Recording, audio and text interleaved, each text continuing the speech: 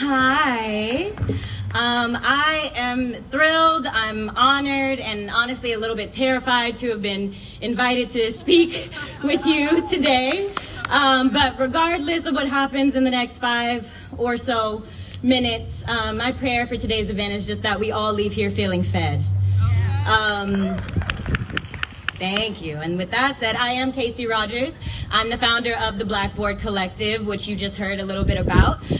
It's essentially a group of artists who pull together to create an education, amplification, and resource platform for the Black Lives Matter movement, as well as the BIPOC community at large. We believe that change is not only necessary, but it's inevitable, and we think it begins with education. We don't have all the answers.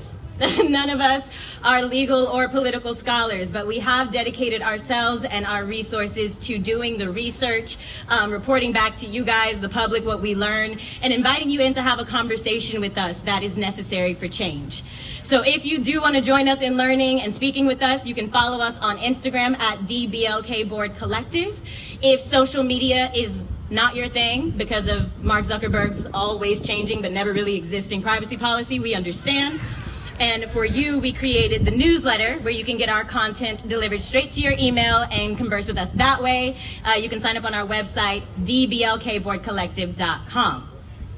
Now, I was invited here to speak with you about art as a revolutionary practice. And as an artist and as the founder of the BLKboard Collective, I had some trouble figuring out where to start because hopefully, if I do it right, my life will be art as a revolutionary practice. It'll just be a continuous cycle of me daring to be myself and say how I feel and put it in some sort of public container and give it to you and hope and pray that some of you will find it artful enough to be touched by it.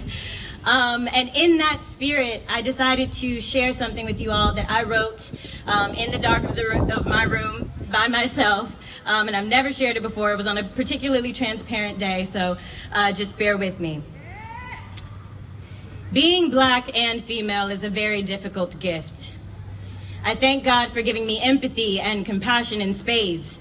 Without it, I fear my disdain for this place, its immovable, unchanging, pervasive history that continues to build it, might engulf me and everyone around me in its flame. You celebrate me for my strength as if you ever gave me another choice. You revere me for my wisdom as if it's not the product of centuries of abbreviated childhoods. You brand my blackness magic as if I am made up of wizardry rather than flesh and bone. So I would like to be clear. My magic is not otherworldly. It is the survivor's response to constant abuse. I am a person. Not always the strength, not always the wisdom, not always the trendsetter. I am something even more mind-blowing than magic. I am human and Black and female and alive and smiling. I am resilience wrapped in grace. So clearly I had some feelings on that day. I was a little frustrated. And while I hope that none of you have ever experienced the frustration and loneliness that can come with just being yourself and alive, my guess is that at least some of you have. And now, because I worked up the courage to share something with you that I wrote in the dark of my room when I was having a tough time, now, regardless of how it made you feel, now we've shared something. Now we are connected in a way that we were not before I started speaking. And that's what I'm learning. I'm learning that the revolution lives in making the art that you need. Also, in making the art that you need, you get the fastest confirmation that you are not alone, which can be so healing. And I know that that can come with a little bit of pressure to share what you create, but I have amazing news. If you create something and you don't want to share it, you don't have to. You can be a revolution all by yourself. Because the way that you choose to feed yourself, how often you listen to that small, still voice inside that urges you to create directly affects how you operate in the world. You can't feed anybody else if you haven't taken the time to replenish yourself. So if that means sitting in the dark of your room creating for you and only you, then do that. Because it produces who you are in the light. And that person affects other people constantly. More than you realize, you are making change. And next, I feel the need to say this. This applies to everybody, but specifically to Black women. Please create the art that you need, Because I'd like to reassure you that the rest is not your job. Black women have been the backbone of this country since we got here. It has always been a thankless job, but it is built into our DNA. So I find that on some days when I am trying to just muscle the world by myself, I just need to be told, Kacie, breathe. It's not your job. Breathe. It's not your job. And that is not to say that your activism or your revolutionary practice is not desired or necessary. It is just me empowering you in the fact that it is your mission if and only if you choose to accept. If not, that's okay. Sis, we got it. Honor yourself with less pressure and more rest. And if there is a space in activism or in a revolutionary practice that you are meant to find yourself in, then out of that place of rest, it will reveal itself. And when you're coming from a restful place, you will have the energy to create something with long-lasting change.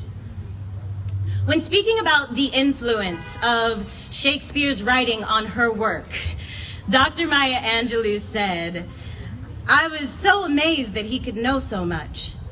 But when I came to a number of his sonnets, I thought it's got to be a black girl who wrote that. A black girl who had been abused and who had had a grandmother who left her. When in disgrace with fortune and men's eyes, I, all alone, bemoan my outcast state, and trouble a deaf heaven with my bootless cries, and look upon myself and curse my fate." See, that's a black girl. So in that interview, Dr. Maya Angelou uses centuries-old words that she saw herself in an interview that I didn't discover until 2 decades after it originally aired. And those words inspired me to write a play that I just finished the first draft of last week.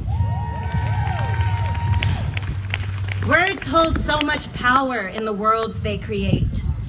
It transcends time and prejudice and even technology. I highly doubt when Shakespeare originally wrote those words that he imagined a young black woman in 2021, which is a year that sounded crazy and unrealistic to him, I'm sure. As he wrote it with a quill by candlelight, he didn't imagine I would be saying them to you today using technology he couldn't have even fathomed. Words last. And so it is my belief that the revolution lives in words. Words live in you. You get to decide when and how to use them.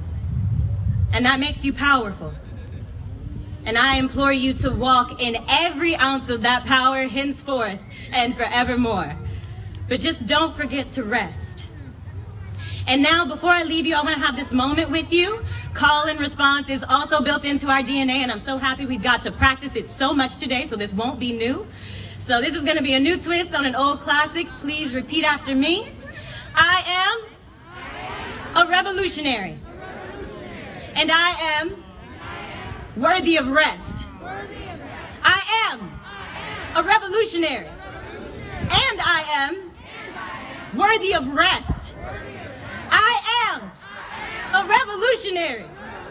And I am worthy of rest. Thank you so much.